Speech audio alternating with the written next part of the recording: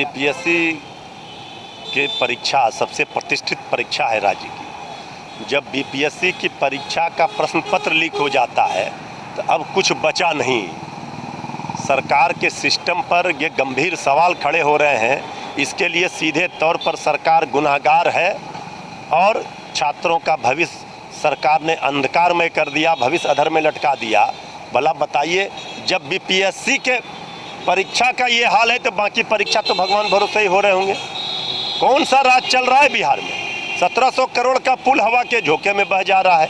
कहीं चूहा शराब पीता, चूहा बांध कुतर देता, पुल बह जाता। ये पूरे सरकार के सिस्टम पर सवाल खड़े हैं। सरकार को माफ़ नहीं किया जा सकता है। सरकार ने जो पाप किया है, छात्रों का भविष्य अंधकारमय कर दिया। 5000 रुपया सभी छात्रों को मुआवजा के तौर पर सरकार दे, जो इस गर्मी में परेशानियों में दूर दराज से परीक्षा देने के लिए आए थे। और ये बीपीएससी के जो लोग बैठे हैं कुंडली मारकर, उनके ऊपर कार्रवाई करे।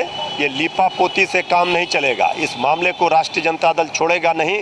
गुनाहगारों को कड़ी से कड़ी सजा दी जाए और सीधे तौर पर इसके लिए सरकार गुनाहगार है।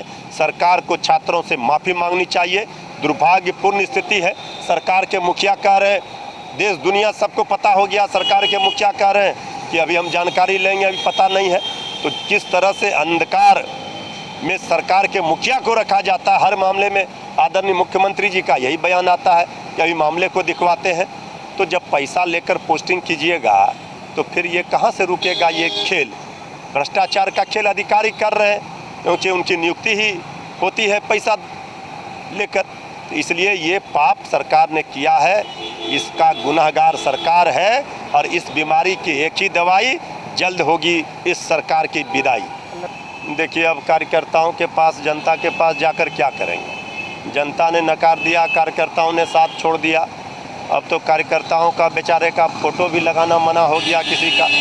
तो अब बहुत परेशानियों में है जेडीयू। जेडीयू के ऊपर ग्रह मंडरा रहा है। अब वो ग्रह से निकलना मुश्किल है। जब जनता साथ छोड़ दे किसी राजनीतिक दल का तो फिर तो कोई उपाय नहीं है। अब तो उसके सहयोगी बीजेपी भी दबाव बना करके रखी हुई है।